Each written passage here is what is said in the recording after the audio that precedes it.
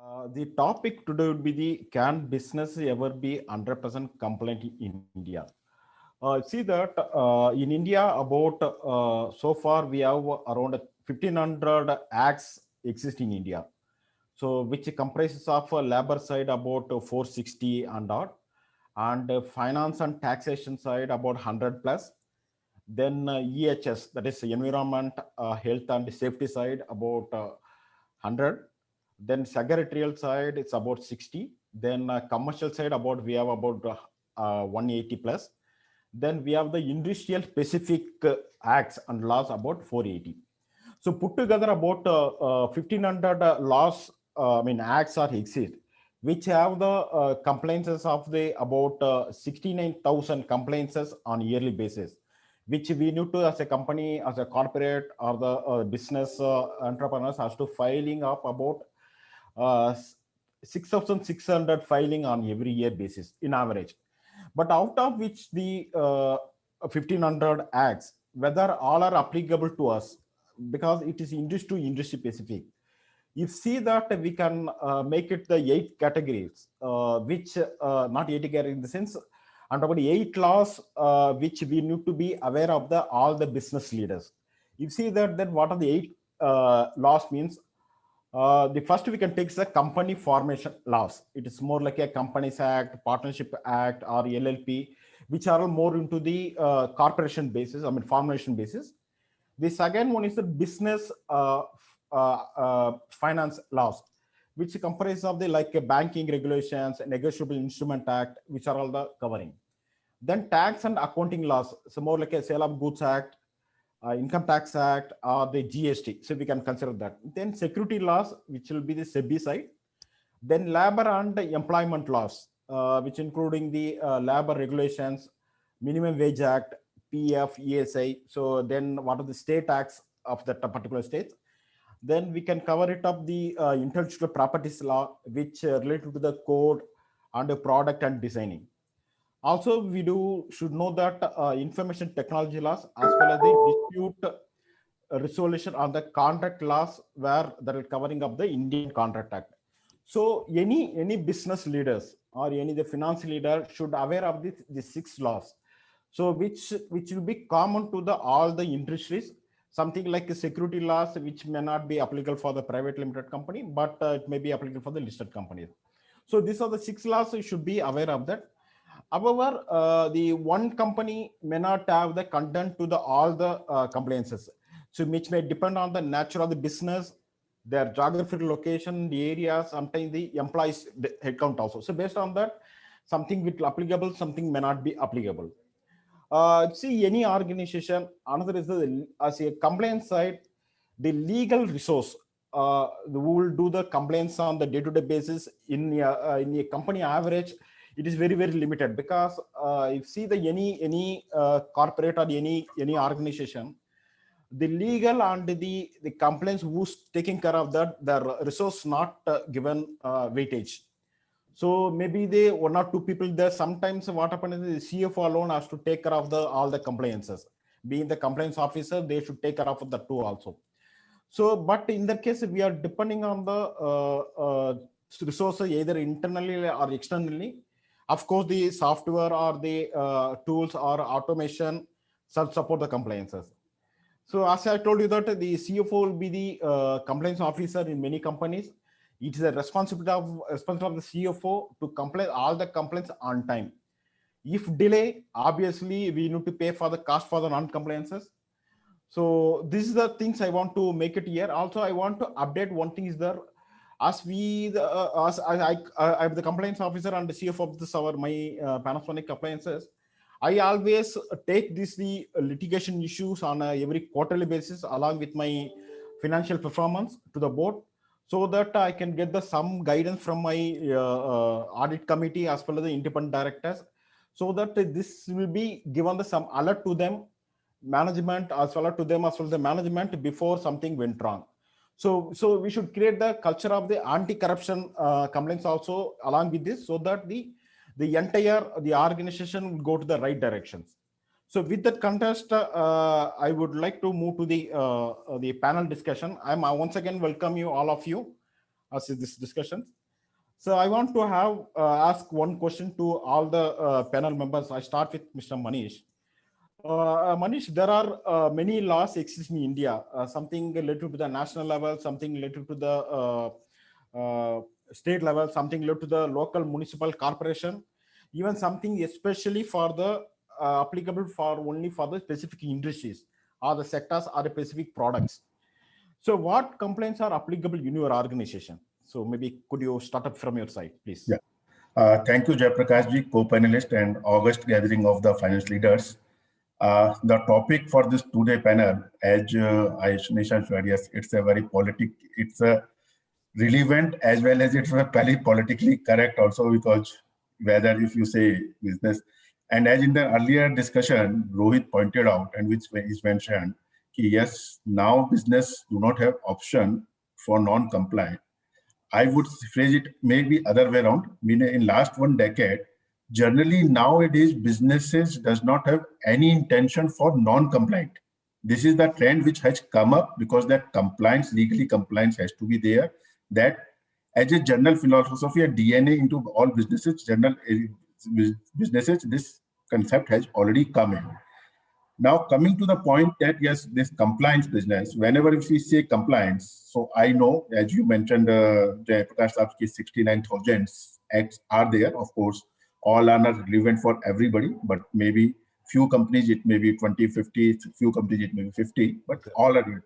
But whenever this compliance business comes, I would say the common perception which anybody, all of us or all audience will be agree to say, yes, whenever compliance comes, we always say it's confusing, it's complex, and it's cumbersome. And then for fourth aspect is that it is costly also. Yes. But one point which I would like to drive to the all audience, yes, non-compliances may not be only costly, the impacts may be catastrophic. I will just share 3 or 4 examples of non-compliances to the all larger audience. First, last 6 or 7 months, which we all are witnessing the GST overhead, where it's almost many companies and many professionals have been taken to task for the non-compliance, for non-filing. One of the FMCG brand, which all of us been loving and we have lived it since decades. Few years back, that brand was to be discontinued and the sales was stopped, and that company was on the verge of collapse because of the food and security food law. Okay. One of the manufacturing unit into the southern part of India and one of the very precise metal unit that is discontinued, closure last 3 years because of the alleged non-compliance of the environmental law. Exactly. One of the very prominent promoter and high top-notch person, he had been in behind bars for years for non-compliance, alleged non-compliance, and that to be years back for the securities laws. Okay. So non-compliance, if at all it happens, there may be catastrophic results which may happen. Since I represent the manufacturing setup, normally I would say categorize the compliances aspects or laws which are applicable to 4 aspects. Of course, first is business laws, companies related company laws. Second one is taxation laws. Third one is securities laws, which these 3 things are definitely more prominently applicable to everybody. Fourth one, because I prepared manufacturing setup, so a lot of environment and pollution control related laws are applicable upon us. And then labor laws, these are the major laws which are applicable upon us. Thank you, Manish. Thank you very much. Yeah. Mr. Kailash, from your side, can you give some updates on this from the hotel, this industries, entertainment industries? Sure, Jayaprakash. Good afternoon, everyone. As Manish told and Jayaprakash told, I think non-compliance is not an option at all. So we need to remember this thing very well for being a CFO of a company or a compliance officer. I mean, whether we like or we don't like, we have to comply. It can be delay, it can be, here and there, whether you are complying or somebody else is complying is something. But at the end of the day, the compliance is compliance and it cannot be ignored at all. I mean, there is no option or to take, non-compliance anywhere. We as a company, so we are running the multiplex theater across the country, and we are almost in 70 cities. We are not only subject to the national laws and the state laws, we are also subject to the local municipal corporation laws, which applies to those particular city.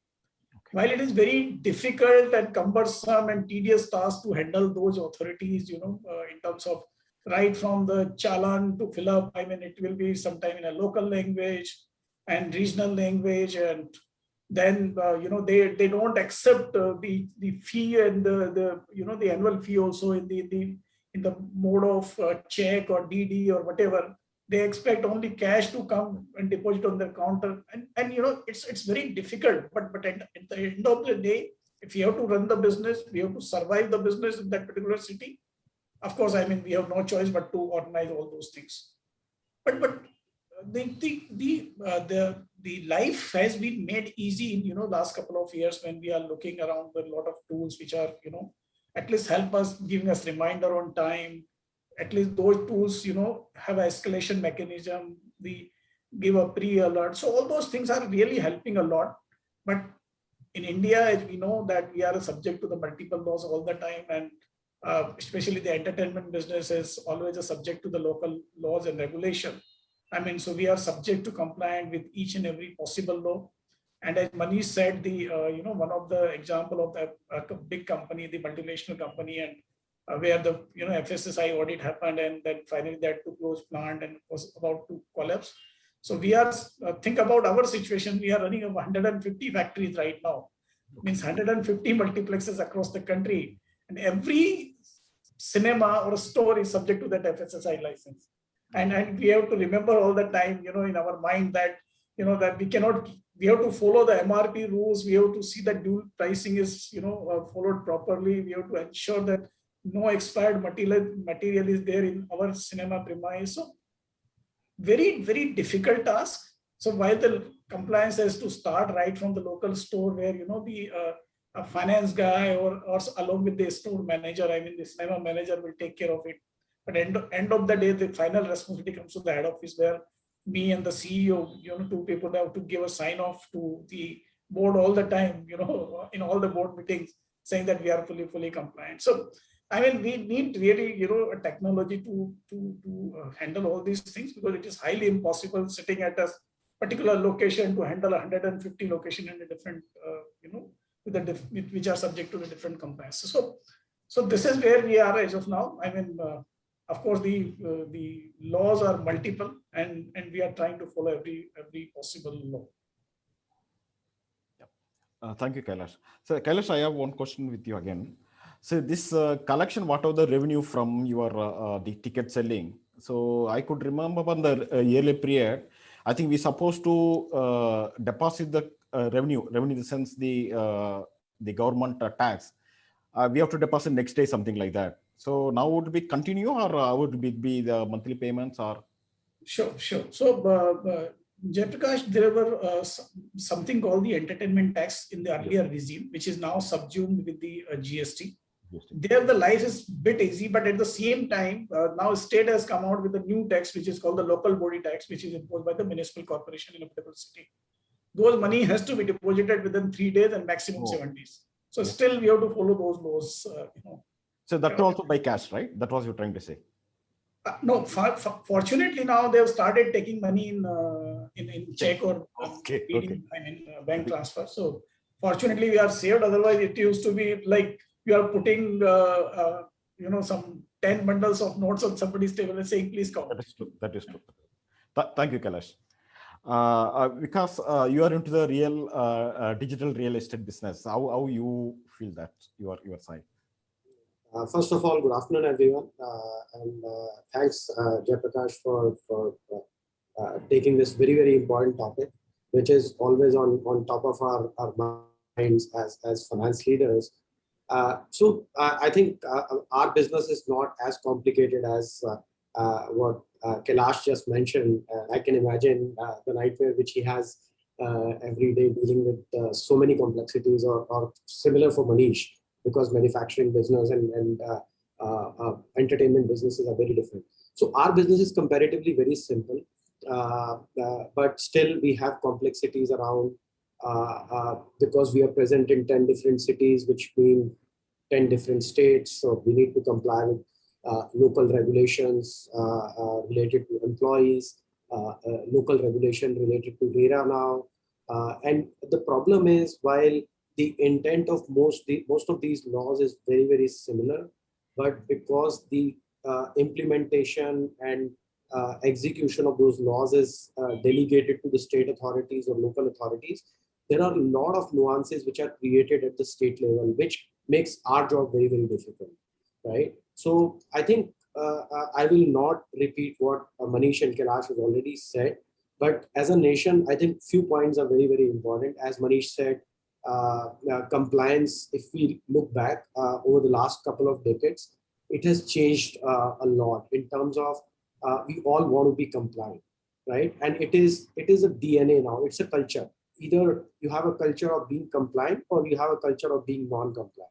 So I'm not right now talking about if you have a culture of being non-compliant, then God can only help you. But if you have a culture of being compliant, then I think you need to create that awareness of compliances across the organization, because as a finance leader or as a compliance head, you only alone or your team alone cannot ensure all the compliances. And that culture of compliance, awareness of compliance helps you make sure that you are able to do that last mile compliances. I think government is doing a lot of stuff in terms of automation, in terms of introducing digital platforms. But what we've experienced, I'll quote an example here. So very, very well-intended law was introduced, which is Real Estate Regulatory Act, right? That was a federal law introduced by the central government, and the local implementation was handed over to the states. And states were asked to frame rules to implement that law in every state. And then the state was also given authority to create their own portals and create their own set of filings and reportings and disclosures, which made our job very, very difficult. So if you are a player which is nationally present, why could, when you've created a central law, why can't you at the same time create a central platform, make the job easier for everyone, so that we know how things needs to be done? The requirement of Maharashtra are very, very different from the requirement of Karnataka. The process which needs to be followed to do the filing in Karnataka is very different from Delhi or Gurgaon, right? So I think that's where government needs to put in a little bit more thought in terms of some of the national relevance related laws which are important. They need to create central platforms and then ensure that the local compliances or so-called policing or oversight can be performed by the local authorities. But the platforms and the control should be central and should be rolled out in a similar manner. That's one area. I think the second area, which is very, very important, is we all are learning along the way, and there are a lot of platforms. So Archit is here, whose organization is doing a lot of work on the tax side to make sure that all of us are compliant using a platform. A lot of alerts and dashboards are given. Similarly, there are a lot of other platforms which are available who help us do other compliances on the legal side, on secretarial side, and so on and so forth. So that's not an issue today. We all are getting geared towards that. But I think still we find a lot often when we deal with the local authorities or people from the regulatory body side, there we also need an upskilling requirement, because the laws are evolving, the platforms are evolving, but the upskilling in that ecosystem is still a big challenge. So these are a few points I thought I should bring you to the table. Thank you, Vikas. It's well said. Archit, you are the one of the complaint solution provider. So how you are making your complaints your organization? Yeah. So thank you, Jaiprakash, and everybody for having us here. And I think it's like our business is probably similar to Vikas's business, right? In terms of the complexity is lower. And like when I listen to everybody I feel maybe I'm a little bit fortunate to not have that level of complexity. If every location has to have that level of understanding and actions. But as the business has grown and we've gone from like we started as 3 co-founders and now we have a 1,000-member org, right? Like the journey and like so I've seen the complexity on the compliance side go up exponentially as the company has scaled. So I've gone from like I've had the pleasure or displeasure, whatever you want to call it, to see like compliances explode from a perspective of where the company has been. And if I just take taxes itself, right? Like earlier we were just subject to service tax, which was self-declaration twice two times a year. To now Yes. with GST, right? Like we are obviously filing 24 times a year for one state, and then multiply that by the number of states we are present in. So that is just the start of it, right? Then we have to take care of all the whether vendors are compliant or not. Otherwise, we don't get tax credits and so on and so forth. So I think it's been interesting because we apply the technology we build in our own systems, right? Like being compliant with the IT Act is probably one thing that we have to do, which we focus on, and then all the secretarial stuff as a private limited, we do that, right? Overall, our complexity as an organization is not comparable to the complexity that I hear around the panel, around the table. I think, but like overall, like what Vikas was mentioning, right? Like I find that a very deep point. Like if the government builds uniform platforms for the entire nation, then businesses can connect to it and solve that problem in one go. While some of the technology platforms which the government has rolled out, I think there is teething trouble for the first few years. After which, once stabilization happen of both policy and the technology, because I think there's uncertainty which is driven by policy a lot of times, which leads to either pathways of litigation, which then anyway technology today is not at a level of artificial intelligence where two artificial intelligence bots are litigating with each other. Maybe we reach there at some point, but like I think on the platform and technology, once the policy becomes cleaner, I think it gets implemented in technology, and I see the advantage of that. I just want to point it out. Uh, if policy has to be implemented in technology, it has to become less ambiguous, because otherwise you can't write code for it. So when the government has to put less ambiguity in it, actually everybody wins, because even if you don't like the policy, at least it is encoded. Now you can either make a choice to take it up, or you can litigate, or you can go to the authorities and say like I don't like this, but at least there's a very clear point of view which you can live in. So I really like the advantage of having technology and like having and like the other trend I wanted to talk about, which we are starting to observe, is COVID, right? Like over the last 1 year, 1.5 years of lockdown, like folks have realized, like especially at the local authorities, the municipal authorities, and the state authorities, which have not made any investments in digital infrastructure, digital collections, digital transparency. It's a nightmare, frankly. I mean, like, how do you even like if you have to make a 3-day payment, there's a lockdown in the state. How do you make that payment?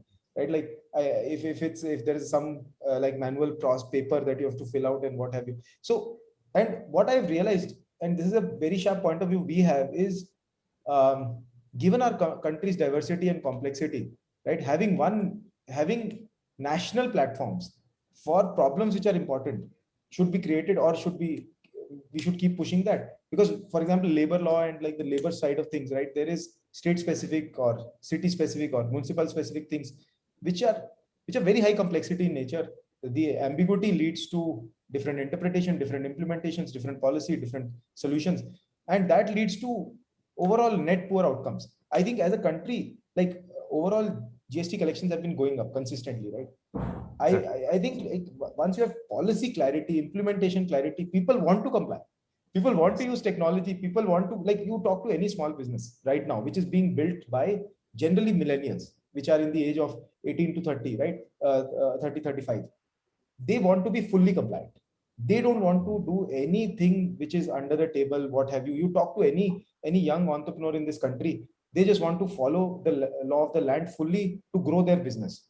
A lot of FDI is coming into the country. People are growth oriented, and in that, like, there is this level of complexity. So I mean, just sharing with you the experience overall we have had. That is true. Actually, we have to get this more opportunity for them for the in a digital format, so that they can able to make their transparency and accountability. Yes. Archit, again, I want to ask one more question to you. So you are an entrepreneur of one of the fast growing compliance solution provider in India as a founder and CEO of ClearTax.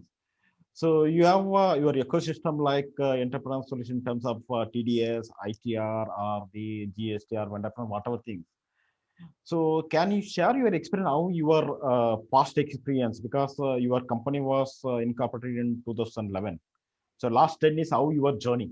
So how, because you have to provide the solution for the different diversified industries or sectors. So how you are giving that flexibility to the industries. Right. So thank you, Jaiprakash, for the question. So basically, in 2011, we started with personal income taxes for consumers. So, and we serve millions of consumers there who are using our platform for filing their income taxes and paying for them digitally. And now we have platforms where these consumers who can do their wealth investments, wealth management on our platform via mobile apps and the web. Over time, we became the largest consumer of the direct tax APIs of the country. So the income tax department APIs which they provide, on which we were building, we became the largest provider. As the GST system came about and the GSTN was being formulated, and the CEO at that time of GSTN, Prakash ji, approached us and said like, hey, we've heard very good things about you from the income tax guys. Here's another digital system the country is building. Would you guys like to participate? Oh. So that became the genesis of this journey of seeing, okay, we can serve businesses. And when we dive deep, there was no high quality technology platform on the business side as well. So we recognize that, look, there's a problem and we can solve it. That was the nature of it. But once we started to understand and double click on the complexity, we realized the software build out will be huge, because the vision which GSTN had was very, very big. The vision they had was every invoice in this country will be digital now. So we will go from paper as a country to everything electronically invoiced, right? Which they articulated back in 2016-17 era. They've been consistent with that vision, and I'm very proud to see like India's digitization focus with UPI, with GST, with e-invoicing, with all the JAM stack, Jan Dhan, Aadhaar, all this stack, right, has been so consistent, right? So I think like as a country, we are able to build digital infrastructure. I think there are challenges we run into, but that also comes with the territory of having 1.3 billion Indians, right? So, but like what I'm impressed by is the vision which the GSTN had. So that is the genesis of the journey. So we discovered like enterprises today aren't served well by technology providers. That became the journey that we took. So over time, we built out solutions for GST, ITR, TDS, electronic invoicing, electronic waybill, now solving for cash flow issues when tax credits get stuck with your vendor. So we provide payment blocking, vendor communication, vendor portals for working capital solutions when input tax credits get blocked. Because I think this was, as the panel was debriefing a day ago, Manish ji mentioned like how like an enterprise is supposed to be a mothership taking care of all the employee compliances, all the vendor compliances, all the distributor compliances. So you have to run the ecosystem yourself. The moment you are big in our country, you have to run the ecosystem itself. So I think we recognize that this will become an opportunity to create a technology platform, end-to-end technology platform, where like an ERP system is designed for making operations smooth. It is not designed for running compliances.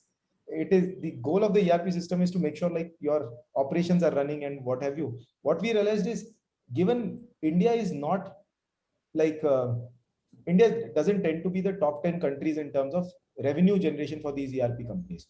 So compliances, local compliances, Indian compliances, they don't provide high quality technology solutions in the Indian context. Now there are expensive solutions from the big four which are available, but are very cost prohibitive, given the fact that this is a technology problem, should be solved by technology. Because the government is saying what? They are saying digitize everything, submit it to us. Our artificial intelligence, machine learning will investigate the data and throw out insights. And the same thing is happening on our side also, right? So what the vision became very simple. How do you augment the business with a cloud technology, with software as a service, linking to their ERP systems and systematically taking care of everything? GST we started with electronic invoices, e-way bills, now TDS, The new version of TDS, which will be linked to e-invoicing, that is also coming out. The new regulations 206B, what have you. So now we are encoding all of that into code. So we have a 30-member CA expert team which understands the law, some direct tax expert, some indirect tax expert. I'm not a CA, so I don't understand the law and the tech. Like I'm a technologist, so I have to sit with them, understand. And so the team builds out those pieces of technology to make sure, like the operating team, which is as you started the conversation, right? The operating teams are very small. Compliances don't get large budgets, right? Like, so the investment in technology is the only way you can deal with a country with a heavy regulatory country like ours and so automation is the only way forward. And so that is what we started investing in. We have sincere belief that businesses will continue to invest in technology overall. Globally, that is a trend. India is catching up. And IT spends by finance department, CFO division will go up as we go from 2021 to 2025. COVID has also accelerated a bunch of things. Now digital payments, like we are helping with B2B digital payments. We are helping with managing vendor payouts, dealing with those solutions as well. So overall in the journey, we see COVID has accelerated digital adoption. Government is also offering more API ecosystems and systems. Businesses are also ready. So I think this has been a fortunate time for us, and we are just very thankful to be able to execute on this. But overall, what I'm just like blown away by is how businesses like in India, right? Like generally people say like they don't adopt technology. When we started this business, right? Like what I heard from every investor, VC, venture capitalist investor is Indian businesses, they don't adopt technology. You will never have a software as a service business. And I think our enterprises, businesses and CFOs have proven them wrong. So I'm very grateful to that also. So they have adopted technology wholeheartedly with both hands. And so that is driving the growth of the business. So yeah. It's a very, very amazing journey, Harshit. Though you are not a CA, but you are giving solution to more chartered accountants. That is proud of you. 60,000 CA firms across the country use our platform to comply for 1 million businesses and millions of individuals. So even the many of the audience also here, and even the panelists also, me also one of the customer to you for our comment. So the evolution of technology also much faster than the what we expected in India, especially. If you see that start from 2005 when the Ministry of Corporate Affairs introduced the online platform. So since then, they like PFESA moved to the as online in 2012. Followed by the income tax return filing in 2007 for the corporate and 2013 for the individual. So the technology evolution, so it's very good and very fast moving in India. So it's good to know that. The next question to Kailash. See, actually, as we are the finance leader of the company, we need to obtain the license or approval of the local corporation for many activities. As you said that you have 150 location the business we have. So how you are getting the approval? Is it digitally or manually? So how you are saying how it will be flexible in your areas?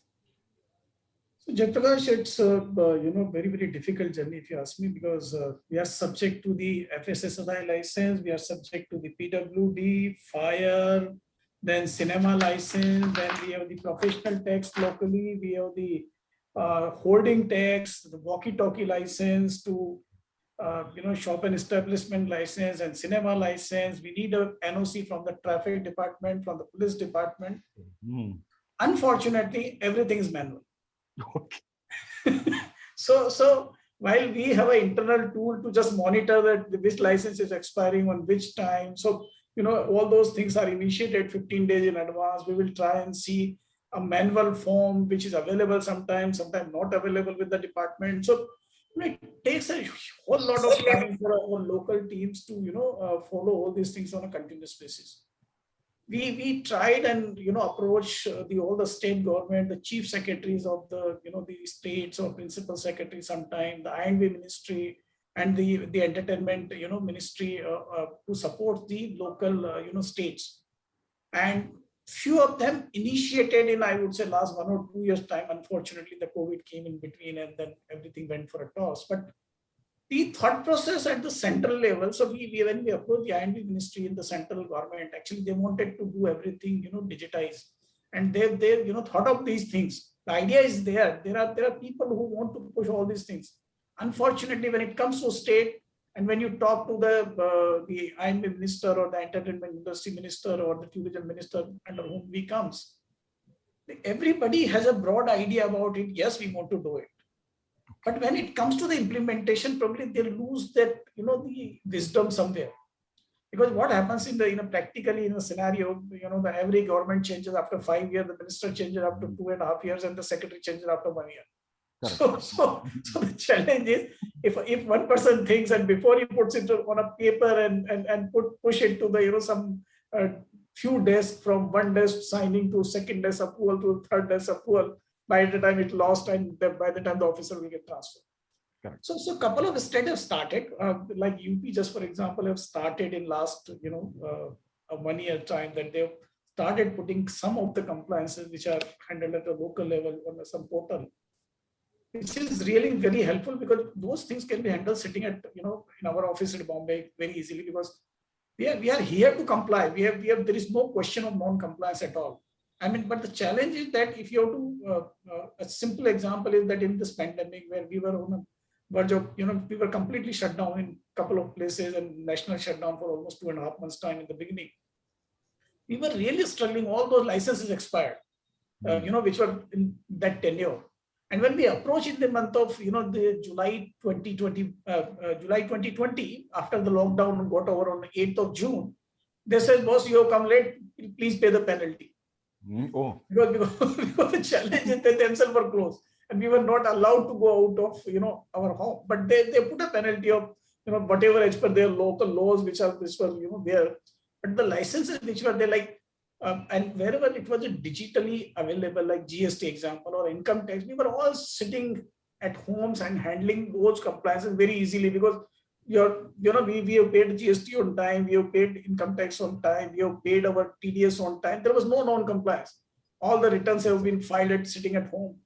But those compliances where, we are totally dependent on the local administration, and local administration again is, very difficult. When we ask them, they said, our people are not coming to the office, and that's why the forms are not available, or nobody is there to, take to deposit the form or the money. But unfortunately, we were still subject to that non-compliance, for those particular 2-3 months time. And when we approached them, we finally complied with some kind of a small penalties each and every place. So the overall idea is that, while the corporates and the thought process at the corporate level that everybody want to comply very clearly, there is no space for any non-compliance to anyone. Unfortunately, unless we do other side of, the table where we really need a, digitization, that's where, is very critical. So that mindset, while it is there in the mind of top people, still not percolating down, and people, you will surprise that those people, even in the portal you put in front of them, they don't want to even click. That is the challenge. So wherever the new blood is coming and new hirings are happening, at least those people or guys, is happy to take all those things in place. But unfortunately, if you are handling with a person who is, say, just for example, 50 plus, and who has never conversed with the technology last 25 years of his career, it's very difficult to handle those people. You have to yourself run the computer there. Nothing you can do. And then also, they will not share their password. They say, boss, I don't know beyond this. So we are subject to very, very difficult space. I'm sure the entire India, where the hotel industry or the restaurant industry, and the retail especially, must be facing all these challenges across. But I think the time has come where everybody needs to start thinking about the digitization. That's the only solution where, we can comply. Yeah, that's great, Kailash.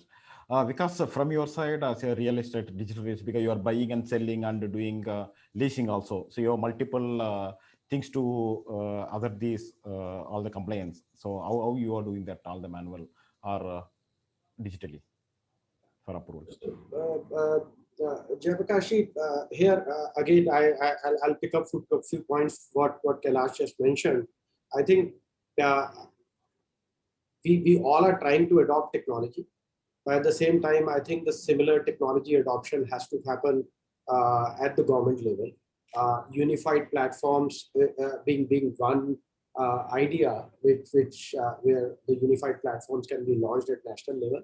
But I think the other big thing which the government can help all the organizations to be more compliant is, if you look at currently our compliances, we've been asked to do the same set of disclosures or submit the same set of information for 10 different things at 10 different places. Now, my PAN is connected with my SIN number. My GSTN number is connected with my PAN number. Why the government at the backend can integrate the databases. And once I've submitted the information in ROC, let's say, why the same information cannot be replicated for tax. Whenever you're doing compliances, you do the same onerous job again and again. One is, it is manual. You have to do a lot of stuff manually. And GSTN could be one great example where a lot of stuff the government has taken a big leap of faith that in a country like India, it can be automated, right? This was very, very aspirational, where they said every invoice will be generated digitally.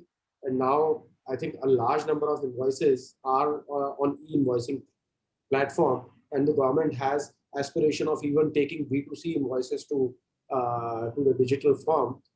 These are few examples. So government has to think in that direction. One, rationalization of laws, which anyways government is doing. Labor code is one such example, and there are many other examples. Unifying the databases of different regulators or different regulatory bodies will be one big step in that direction. And then they can pull in all the data, and rather than asking for disclosures and submitting the same set of information again and again, they can pull out the information basis our digital inputs and say, this is the information which we have on our records.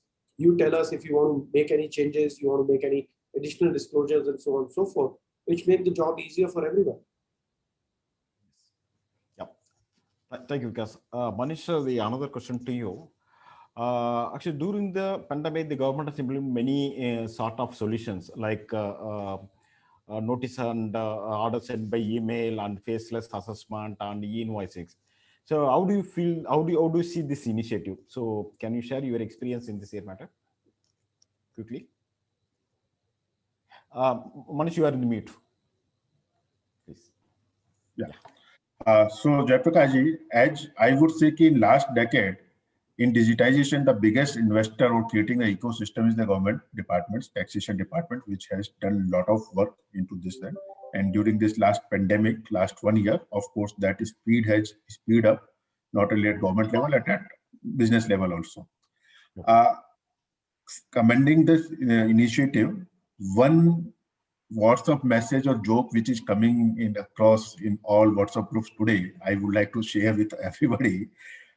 All of us know, yes, recently last Monday only, Income Tax Department has revamped its website, and the joke which is coming is that yes, everybody was complaining why GST and corporate or MCA cannot make that has user-friendly site as well Income Tax Department. So now government has completed the wish. Now Income Tax Department website is equivalent to the MCA and GST site. Last 2 years, I would say in case of digitization, GST and was a huge where the landscape of the entire digitization was very huge. Whatever investment government has done into digitization, but unfortunate part is that we hear more about that GST site or e-server site, e-invoice sites are not functioning, then more that yes, it is functioning seamlessly. If as a user, if I compare, and in fact, I would say yes, technology has played very pivotal role in all of us, our life in this last pandemic, where we could do the e-commerce or payments, etc., or even this meetings, etc., by virtual platforms very seamlessly. That is not the experience so far government has been able to provide us by any of this initiative.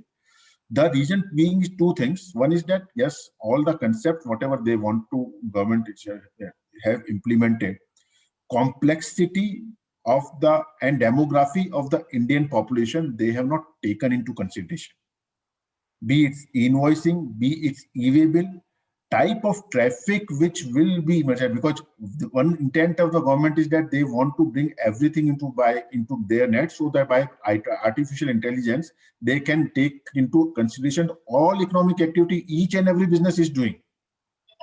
That is the whole purpose they want to, but they are not able to give us that this much of the bandwidth and infrastructure. They will not only they have to create for themselves. Similar type of infrastructure need to be created for the business purpose, business also. Because without that, if yes, government all filings are online, but if that bandwidth is not available or that technologies are not available to all users across seamlessly, then definitely there will unintentional non-compliance or delay in the filing continue to happen. But yes, nevertheless, it's a good start, and we wish, as because any start which happens, it takes time to stabilize. So maybe next 2-3 years things will be more stabilized. Great. Thank you. Since we are running out of time, we want to wrap up. So we are getting one question from audience. So maybe any one of the panelists can answer it. So how does one validate the compliances which are applicable? Is there any tool to get the results based on the business we are in? Maybe Archie can answer it. Right. So basically, from our perspective, right, we solve taxation as a problem, right? Like, so in our case, like, essentially, millions of businesses are served on our platform. The way it goes is like our software will, like, as various panelists have already mentioned, the software takes care of like identifying which business is due when for what kind of outcomes. Especially on the tax side. So it will figure out like, okay, this is a monthly tax filer, this is a quarterly tax filer. Now there are new schemes, QRMP, QRQP, whatever these keep changing, keep coming about. Software keeps it updated, keeps identifying from a tax perspective. So our solution ClearTax, like the GST side, ITR, TDS side, will detect like for the states that you operate in, the situations that you operate in, what situations need to be done, where are you compliant, where are you non-compliant, and it also has insights and reporting around like whether your electronic invoicing matches your GSTR1 or not, because these are similar data sets but they're not speaking to each other today, as Vikas mentioned. Then we will check e-way bill data will match, invoicing data will match GST data, your purchase register, your ITC, whether they match input tax credit 2A, 2B, all of these things. So our software will present dashboard and insight to either the CFO or the chartered accountancy firm which is serving their clients, and they can go through like a dashboard which shows like this filing is happening, this has happened, this has not happened, you have not paid, how much late fees, when there are late fees get waived off due to, like, let's say the pandemic, then it calculates and tell you like you can do this in this much time, dates etc. keep moving. So we have also technology for compliance calendars, which are all the broader compliances that most firms have to manage. They are also covered in our digital calendar, where it's a live calendar. So when the dates move, then the calendar also change. So in the backend, our expert team keeps updating those calendars for you to checklist and achieve those compliances. Thank you, Archit. So thank you very much for all the panelists for your insight, very good insight.